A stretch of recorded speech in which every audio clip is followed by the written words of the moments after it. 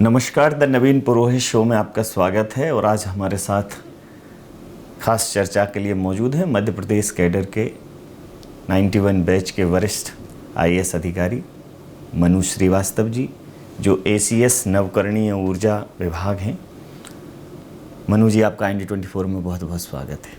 बहुत अच्छा लगा आपके साथ। मनु जी, जिस प्रकार से आज पूरा विश्व ग्लोबल वार्मिंग को लेकर चिंतित है, एनर्जी के जो रिसोर्सेज हैं वो सीमित हैं, तो जो नेचुरल रिसोर्सेज हैं उनको लेकर युद्ध स्तर पर प्रयास चल रहे हैं पूरे वैश्विक स्तर पर।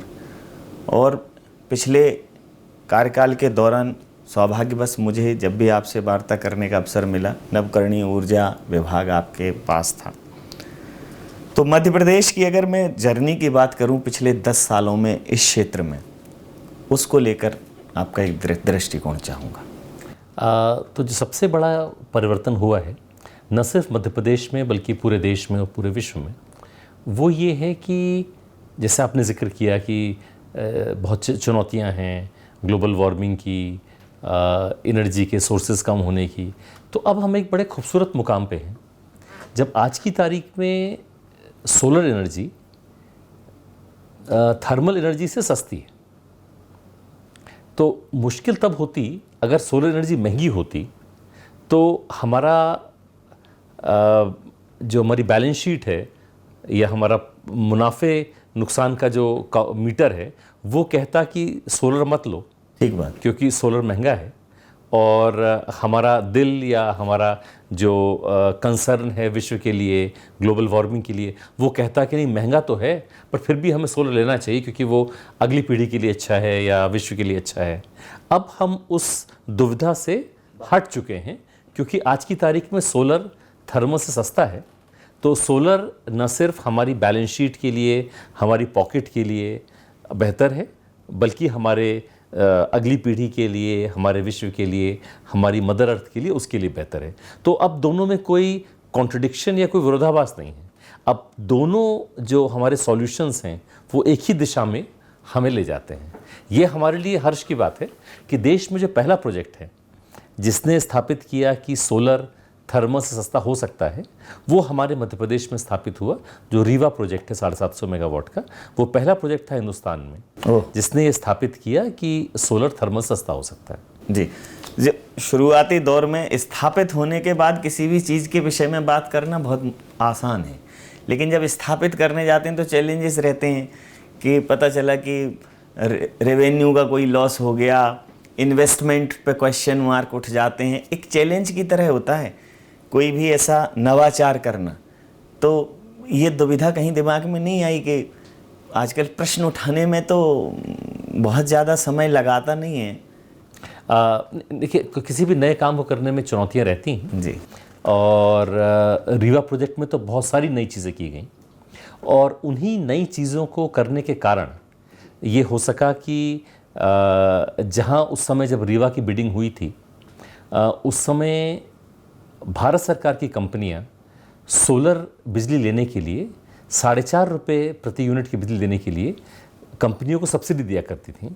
ये माना जाता था कि 4.5 रुपये में सोलर नहीं मिल सकती और कंपनियों को सब्सिडी दी जाती थी और ये कहा जाता था कि जो न्यूनतम सब्सिडी लेगा उसको हम प्रोजेक्ट अवार्ड करेंगे और तब आप 4.5 रुपये की बिजली दीजिए सब्सिडी लेने के बाद। जी। और उस परिदृश्य में, उस स्थिति में हम लोगों ने प्रोजेक्ट सेटअप किया था। उसमें हमें 3 रुपये से कम की बिजली प्राप्त हुई थी बिना किसी सब्सिडी के। तो उस प्रोजेक्ट में ने एक तरह से देश को ये सिखाया कि सोलर प्रोजेक्ट कैसे लगाए जा सकते हैं, कि कैसे हम जो निवेशक हैं उनके रिस्क, उनकी अनिश्चितता कम करके हम बिजली सस्ती प्राप्त कर सकते हैं। और फिर भारत सरकार ने गाइडलाइंस जारी की कि जिस तरह से मध्य प्रदेश में रीवा प्रोजेक्ट लगाया गया उसी तरह से प्रोजेक्ट पूरे देश में लगाए जाएं। जी। और तब से प्रोजेक्ट वैसे ही लग रहे हैं। इस प्रोजेक्ट को वर्ल्ड बैंक का प्रेसिडेंट्स अवार्ड मिला, हार्वर्ड यूनिवर्सिटी में इसकी केस स्टडी चल रही है। तो इस प्रोजेक्ट को बहुत सराहा गया है। जी, जिस प्रकार से आपने कहा कि एक तरह से एक दिशा दे दी, अब तो माननीय प्रधानमंत्री, माननीय मुख्यमंत्री, प्रदेश की सरकार, देश की सरकार, सब वैकल्पिक ऊर्जा के तरफ सबका ध्यान है और अब इसे जन सामान्य तक पहुंचाना चाहती है। तो मध्य प्रदेश जैसे बड़े राज्य में वैकल्पिक ऊर्जा जनसामान्य तक पहुंच जाए, लोगों के घरों पर अब दिखने लगे हैं रूफटॉप सोलर के पैनल, तो उसके लिए जो एक योजना है कि मैक्सिमम लोग सोलर की तरफ शिफ्ट हो जाएं, पारंपरिक जो बिजली के स्रोत हैं उनसे सोलर पर चले जाएं। इसके लिए भी कई योजनाएं बनाई हैं, उन पर भी एक सर आपकी तो प्रतिक्रिया। अभी जो सबसे बड़ी योजना जो मध्य प्रदेश सरकार लागू कर रही है वो कृषि क्षेत्र के लिए है, बहुत बड़ी योजना है जी और अपने आप में बड़ी एक अनूठी योजना है जी। ये है सूर्य मित्र कृषि फीडर योजना। जी तो मैं शब्द से ही बात साफ होती है, सूर्य मित्र मतलब सूर्य मित्र है और कृषि फीडर तो जो हमारे एग्रीकल्चरल फीडर है जी, जो जहाँ पे हमारे किसान खेती कर रहे हैं, सिंचाई के लिए जो फीडर हैं, उनको हम कैसे अधिक से अधिक सोलर बिजली दे पाएँ। तो इसके अनेकों अनेक फ़ायदे हैं और अनेक दृष्टियों से फ़ायदे हैं। एक तो उससे संभव ये हो पाएगा कि आज की तारीख में जो हमारे किसान हैं उनको हम दिन में बिजली भी देते हैं और रात में बिजली देते हैं। तो रात में बिजली देते हैं तो वो करीब 2 शिफ्ट में दी जाती है। कुछ किसानों को रात में 10 बजे से रात के 2 बजे तक और शेष किसानों को रात में 2 बजे से सुबह 6 बजे तक। तो आप ये कल्पना करें कि किसान जहाँ पे ना कोई रोशनी की व्यवस्था है, कोई शहर की तरह स्ट्रीट लाइट तो है नहीं वहाँ पे, उन्हें अपने घरों से खेतों पे जाना पड़ता है उस समय, तो उनके लिए कितना तकलीफ देह है।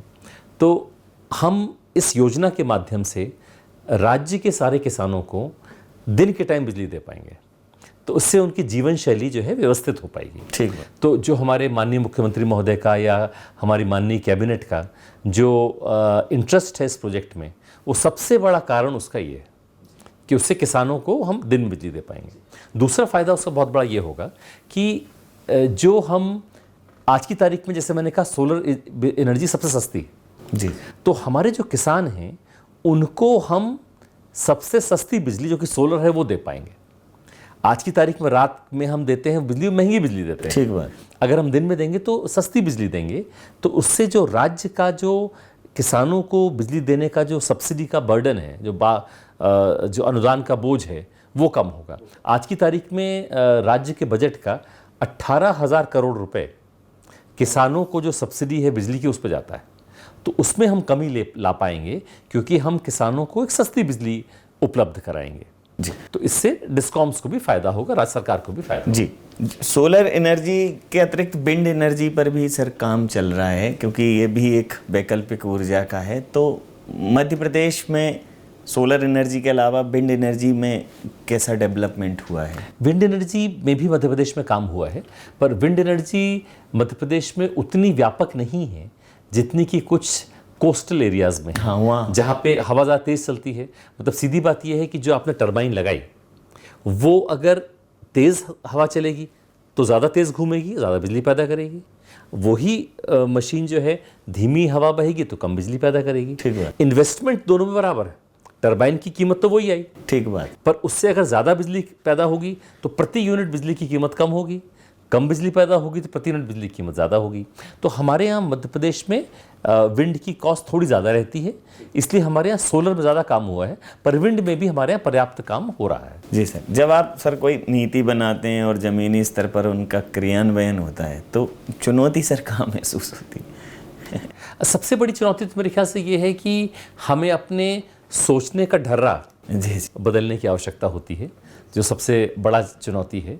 जैसे हम लोग पहले जब बिजली की व्यवस्था सोचा करते थे तो हम ये सोचते थे कि सबसे बेहतर ये होगा कि 24 घंटे बिजली की डिमांड कांस्टेंट रहे और एक पावर प्लांट जो है कांस्टेंट बिजली पैदा करता रहे।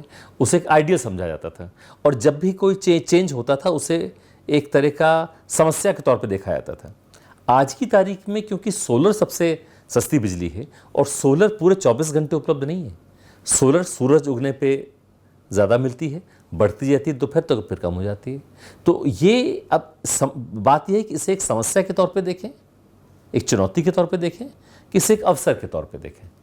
तो हम लोगों ने इसे एक अवसर के तौर पे देखा है और हम लोगों ने अपनी डिमांड उस समय शिफ्ट कर दी है जब सोलर ज़्यादा पैदा हो रहा है। तो हमने निर्णय लिया है कि अपने किसानों को हम दिन में बिजली देंगे। ठीक बात। तो इससे आपको जब आपकी बिजली है बहतायत में है, सस्ती बिजली है, अपनी डिमांड आप उस समय शिफ्ट कर रहे हैं जिससे सबसे सस्ती बिजली उस टाइम प्रोवाइड कर दें। तो सबसे बड़ी चेंज मेरे ख्याल से जो आवश्यक है वो ये है कि अगर आप अपने सोचने के तरीके को लचीला बनाएं और कोई काम सिर्फ इसलिए ना करें क्योंकि वो पहले किया गया था। आपने से रीवा प्रोजेक्ट की बात भी की, उसमें भी कई सारी चीज़ें हम लोगों ने फर्स्ट प्रिंसिपल से सोची। अगर आप कोई काम सिर्फ इसलिए कर रहे हैं क्योंकि पहले से हमेशा होता आया है, तो मेरा कहना यह है कि अगर सभी लोग वैसे ही करते जैसे कि हमेशा से होती आई हैं, तो आदमी अभी भी गुफा में रह रहा होता और शायद आग भी उसके पास ना होती। तो इसलिए जब तक हर व्यक्ति अपनी जो भी भूमिका अदा कर रहा है उसमें नई चीज़ करने की कोशिश नहीं करेगा, तो मेरे ख्याल से हम जैसे गुफा में रह रहे थे वैसी स्थिति सर है। एक भंडारण भी एक चुनौती है कि जैसे जो सोलर जो एनर्जी है उसका भंडारण अगर प्रॉपर होने लगे तो उस पर आप बिल्कुल सही कह रहे हैं कि सबसे पहले तो हमें लोड को शिफ्ट करना चाहिए कि जब सोलर है उस टाइम लोड शिफ्ट करें। परंतु सारे लोड उस समय शिफ्ट नहीं हो सकते। भाई आपके मॉल रात में चलेंगे, लोग अपने ऑफिसों से घर पहुंचेंगे रात में, शाम को एसी चलाएंगे, स्ट्रीट लाइट चलेंगी वगैरह वगैरह, सिनेमा हॉल चलेंगे वगैरह वगैरह, तो तमाम लोड शिफ्ट नहीं हो सकते हैं। तो इसलिए स्टोरेज जो है, भंडारण अपने का बहुत महत्वपूर्ण है। तो हम लोग एक बहुत ही बड़ा प्रोजेक्ट सेटअप कर रहे हैं मध्य प्रदेश में, मध्य प्रदेश के मुरैना में, जिसमें हम लोग सोलर के साथ साथ शाम को 2 घंटे स्टोरेज के माध्यम से, बैटरी के माध्यम से, और सुबह फिर 2 घंटे स्टोरेज के माध्यम से बिजली प्राप्त करेंगे। और हम लोग उम्मीद कर रहे हैं कि उसमें हमें बहुत ही कम रेट पे बिजली उपलब्ध होगी। जी सर, मतलब एक प्रशासनिक, भारतीय सेवा के प्रशासनिक अधिकारी के तौर पर एक लंबा प्रशासनिक सफ़र आपका रहा है, लेकिन पदभार का वो पहला दिन, जिस दिन पहले दिन पदभार ग्रहण किया हो एक सोच के साथ, वो हमेशा मेमोरी में रहता है। वो उसका भंडारण तो कभी जाता नहीं है। तो वो सर दिन, वो सोच ज़रूर जानना चाहूँगा सर। पहला दिन जब ज्वाइनिंग की थी, कहाँ, क्या और किस लक्ष्य के साथ सर? मेरे ख्याल से मेरा सोचे थे किस तरह से हम सिस्टम्स को बेहतर करें, जो काम करने के तरीक़ों को बेहतर करें। मेरे साथ सौभाग्य रहा कि मैंने जो पढ़ाई की है, मैंने इलेक्ट्रिकल इंजीनियरिंग की पढ़ाई की दिल्ली IIT में। तो सौभाग्य रहा है कि मुझे काफ़ी अपने कैरियर में एनर्जी से संबंधित क्षेत्रों में काम करने का मौका मिला। मैंने नेचुरल गैस में काम किया, बिजली में काम किया, रिन्यूएबल एनर्जी में काम किया। तो उसके कारण एक तरह से सिनर्जी से मुझे दिखी कि जो मैंने पढ़ा वही मुझे काम करने का मौका मिला, और उसमें बदलाव लाने का मौका मिला। और शायद कुछ हद तक मैं ये तो नहीं कहूँगा कि पढ़ाई से सीधे फ़ायदा होता है, बट ये निश्चित ही है कि अगर आप वो काम कर रहे हो जो आपने जिसकी पढ़ाई की हुई है, तो आपको कॉन्फिडेंस रहता है, कि आत्मविश्वास रहता है, इंटरेस्ट भी रहता है, और आपको ये कोई नई चीज़ करने में डर नहीं होता कि आप कोई, जैसे मैं अगर कोई दवा लूँगा तो क्योंकि मैं बायोलॉजी का स्टूडेंट नहीं हूँ, तो मुझे अपनी दवा में परिवर्तन करने में डाउट होगा कि ऐसा ना हो, उससे कोई और नुकसान हो जिसको मैं समझता नहीं हूँ। क्योंकि मैं एनर्जी को समझता हूँ, तो इसलिए उसमें बदलाव लाना आसान है, क्योंकि मैं समझ सकता हूँ कि इसका क्या परिणाम हो सकते हैं। आप तमाम दृष्टि से सोच सकते हो इसको, तो आपको शायद कॉन्फिडेंस ज़्यादा रहता है। हजारों युवा सर IAS बनने का सपना देखते हैं, बनते भी हैं, लेकिन सफलता का प्रतिशत बहुत कम है। आपके जहन में ये सपना कब आया कि भारतीय प्रशासनिक सेवा में जाना है? मेरे ख्याल कुछ हद तक तो मेरे ख्याल से आपके पेरेंट्स आपके मन में ये विचार डालते हैं, बट मतलब मेरे ख्याल से कुछ हद तक तो उनकी ओर से भी शायद मेरे दिमाग में ये डाला गया था। और मेरे ख्याल से मैंने इंजीनियरिंग करते के दौरान ही ये सोचा कि शायद रास्ते पर जाना चाहिए। जी। तो जैसे आप कहते हैं, आपने कहा कि पेरेंट्स कहीं ना कहीं ये दिमाग में डाल देते हैं, लेकिन वर्तमान समय में पेरेंटिंग ऐसी हो रही है कि हम बच्चे को ये बनाना चाहते हैं, हम अपने बेटे को ऐसा बनाना चाहते हैं, बेटियों को ऐसा बनाना चाहते हैं। तो आप IAS हैं, मैडम IPS हैं, तो जो बच्चे हैं, आपने सोचा कि उनको IAS बनाना है या कोई मेरे ख्याल से आजकल आप मतलब, और मेरे ख्याल किसी भी समय में अगर कोई समझदार बच्चा है तो आप उसको सजेस्ट कर सकते हैं, पर शायद फोर्स नहीं कर सकते। तो हम लोग के दोनों बेटियां हैं, दोनों ने ही लॉ की पढ़ाई की है, उनको लॉ में इंटरेस्ट भी है और दोनों ने नेशनल यूनिवर्सिटी से लॉ किया है। और जो वैसे भी लॉयर जो होते हैं उनको ज़्यादा समझाना तो संभव नहीं है। अच्छा, व्यवस्थाओं के बीच में आप IAS, मैडम IPS, दोनों लोगों के पास व्यवस्थाओं का एक दायित्व का एक अपना बोझ तो नहीं कहना चाहिए, लेकिन बड़ी जिम्मेदारी, उसके बाद फिर पारिवारिक संतुलन, बहुत मतलब टाइम मैनेजमेंट भी एक बड़ा फैक्टर होता है सर, कैसे मैनेज करते होंगे? अब सब जो कुछ हद तक तो जैसे मैंने कहा कि मुझे अपने काम में इंटरेस्ट है और मेरे परिवार में इस बात पे एतराज़ भी नहीं किया था कि काम में इंटरेस्ट है, और मेरे ख्याल से सब चीज़ें उसी के मुताबिक फिर ढल जाती हैं और बड़ी खूबसूरती से ढल जाती हैं अगर सबका सपोर्ट हो घर पे तो। सपोर्ट सबका हो। अच्छा सर, मतलब अगर भारतीय प्रशासनिक सेवा में ना होते तो फिर इलेक्ट्रिकल इंजीनियर ही होते, रुचि तो वही थी सर। अब ये पता नहीं, ये तो ज़िंदगी को कितनी तरह से जिया जाए, ये तो बड़ा मुश्किल प्रश्न है कि कोई ऐसी किताब सर, कोई ऐसा व्यक्तित्व जिसकी कहीं ना कहीं इम्प्रेशन आपके ऊपर रहता हो, मतलब एक थॉट जिसने आपको प्रभावित किया हो जीवन में, उस दृष्टिकोण से आप देखते हो जीवन के? अगर मैं व्यक्तिगत तौर पे जानने की बात करूं तो मेरे ख्याल से मिस्टर TN सेशन जो चीफ इलेक्शन कमिश्नर थे, वो हम लोगों के बड़े करीबी रहे। हमारे घर भी अनेकों बार आए, घर पे रुके भी, बड़ा स्नेह उनका और सेशन आंटी का, सेशन अंकल का, दोनों का हम लोगों को प्राप्त हुआ। तो उन्हें व्यक्तिगत तौर पे मैं उनसे बहुत प्रभावित रहा। अगर किताब की बात करें तो एक एन रैंड एक राइटर हैं, उनकी किताबों ने मुझे काफ़ी प्रभावित किया है। जी सर, एक अंतिम और महत्वपूर्ण प्रश्न, जब आप किसी व्यवस्था में होते हैं, जैसे कार्यपालिका, विधायिका, न्यायपालिका आपस में एक संतुलन बना के चलते हैं, कार्यपालिका और विधायिका का संतुलन तो बेहद ही महत्वपूर्ण है किसी भी ज़रूरी योजना के क्रियान्वयन के लिए। तो सरकार का नवकरणीय ऊर्जा को लेकर विभाग को कितना समर्थन है? पूरी तरह समर्थन है, और माननीय प्रधानमंत्री महोदय का बहुत ही ज़ोर है नवकरणीय ऊर्जा पर, माननीय मुख्यमंत्री महोदय का बहुत ही ज़ोर है।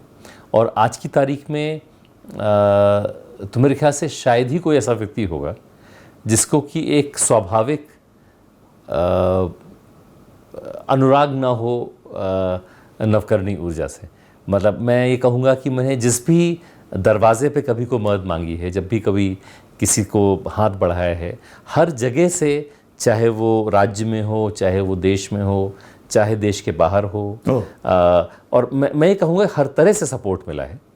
जैसे हर प्रोजेक्ट में हमें भारत सरकार की संस्थाओं से, राज्य सरकार की संस्थाओं से, विदेश की संस्थाओं से भरपूर सपोर्ट मिला है।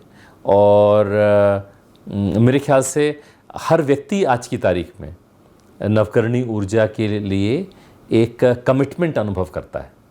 मतलब हर एक व्यक्ति, मतलब बल्कि मैं कभी कहता भी हूँ कि कुछ ऐसी नौकरियाँ हैं जिनमें लोग काम करते होंगे तो उन्हें शाम को बड़ा अजीब सा लगता होगा। मैं कहता हूँ जैसे मान लीजिए कोई आदमी सिगरेट बनाने की कंपनी में काम कर रहा है, तो तनख्वाह तो वो भी कमा रहा है, ठीक बात, पर उसको शाम को शायद अच्छा नहीं लगता कि मैं क्या काम कर रहा हूँ। ये एक ऐसा एरिया है रिन्यूएबल एनर्जी का जिसमें हर आदमी जो काम करता है उसको नौकरी के अलावा एक पैशन होता है। जैसे मैं हमेशा नवकरणीय ऊर्जा का विभाग मैंने नहीं, पर जब मैं नवकरणीय ऊर्जा का विभाग नहीं संभाल रहा था तब भी मैं नवकरणीय ऊर्जा के बारे में काम कर रहा था और उसके बारे में बात भी कर रहा था, क्योंकि ये मेरे लिए सिर्फ एक नौकरी या सिर्फ एक पोस्टिंग ना होके एक तरह का पैशन या एक तरह का इंटरेस्ट भी है। जी, तो आप ये मानते हैं कि आगामी समय में रिन्यूएबल एनर्जी का रिवॉल्यूशन आने वाला है? रिवॉल्यूशन आ रहा है, बल्कि हम उस समय में हैं जब एनर्जी का स्वरूप बदल रहा है। जैसे हम कहते हैं कि इंफॉर्मेशन टेक्नोलॉजी का रिवॉल्यूशन, हम उसके एक दरमियान हैं। जी जी, हम देख रहे हैं, वो रोज़ हो रहा है। यही स्थिति आज की तारीख में रिन्यूएबल एनर्जी की है। हम लोगों ने, मैंने जब सेक्टर में काम करना शुरू किया था तो ये बिजली, थर्मल बिजली से बहुत महंगी थी। मैंने खुद 8 रुपये तक का बिजली खरीदने के एग्रीमेंट साइन किए हैं सोलर के, जिस समय थर्मल 3 रुपए की हुआ करती थी। आज की तारीख में स्थिति उसकी लगभग उल्टी हो चुकी है। थर्मल 3 रुपए से बढ़ के करीबन 5.5-6 रुपए की पहुंच चुकी है, और रिन्यूएबल जो उस समय 8 रुपए से कम होकर 2 रुपए 15 पैसे की आ गई। तो ये परिवर्तन हम लोगों के जीवन काल तो बहुत बड़ा होता है, कार्यकाल में हुआ है। मैं कहूँगा पिछले करीबन 10 सालों में एक दशक का परिवर्तन है। तो बर्फ के पर्वत पिघलते जाएंगे, काम करिए हल निकलते जाएंगे, अवसरों में मुश्किलें मत खोजिए, हाथ से अवसर निकलते जाएंगे। तो रिन्यूएबल एनर्जी या नवकरणीय ऊर्जा वो क्षेत्र है जो हमारे जीवन शैली में, हमारी प्राकृतिक जीवन शैली में एक क्रांतिकारी परिवर्तन लाएगा। मध्य प्रदेश एक सशक्त हस्ताक्षर की तरह अपनी उपस्थिति दर्ज करा रहा है, और मध्य प्रदेश का नवकरणीय ऊर्जा विभाग ACS श्री मनु श्रीवास्तव जी की अगुवाई में नए नए आयाम स्थापित कर रहा है। हम रिन्यूएबल एनर्जी का एक बड़ा क्षेत्र बने, संभाग बने, ऐसी हमारी शुभकामनाएं। सर, आपके समय के लिए और इस चर्चा के लिए आपका बहुत धन्यवाद, बहुत आभार। सभी आपको दर्शकों से बहुत अच्छा लगा बात करके, धन्यवाद।